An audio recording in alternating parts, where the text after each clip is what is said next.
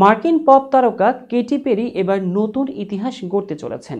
সঙ্গীত জগতের পর এবার মহাকাশ অভিযানে অংশ নিতে যাচ্ছেন তিনি। বিস্তারিত শাহিদা আহমেদ জান্নাতীর ডেস্ক রিপোর্টে। জেফ বেসোসের প্রতিষ্ঠান ব্লু অরিজিনের একটি রকেটে মহাকাশের পথে পাড়ি জমাবেন ক্যাটি। তবে একা নন, তার সঙ্গে থাকছেন আরও ৫ জন নারী অভিযাত্রী। বিশেষ এই মিশনে নেতৃত্বেও থাকবেন তিনি। নারী নেতৃত্বে বিশেষ মিশন। বিবিসি জানিয়েছে, ব্লু অরিজিনের তথ্য অনুসারে ১৯৬৩ সালে ভালেন্টিনা তেরেস্কোভার ঐতিহাসিক মহাকাশ ভ্রমণের পর এটি হবে প্রথম নারী নেতৃত্বাধীন মহাকাশ অভিযান।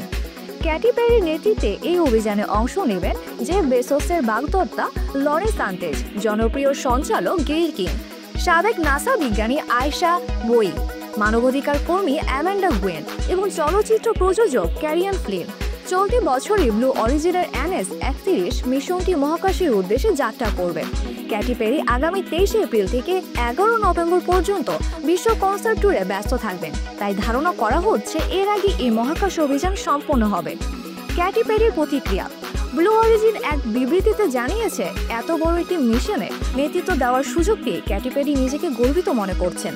ক্যাটি নিজেও আশাবাদী যে এই অভিযান পরবর্তী প্রজন্মের নারীদের মহাকাশ গবেষণায় অংশ নিতে অনুপ্রাণিত করবে। তিনি বলেন, সঙ্গীত জগৎ থেকে মহাকাশে যাত্রা করা এক অসাধারণ অভিজ্ঞতা হতে চলেছে।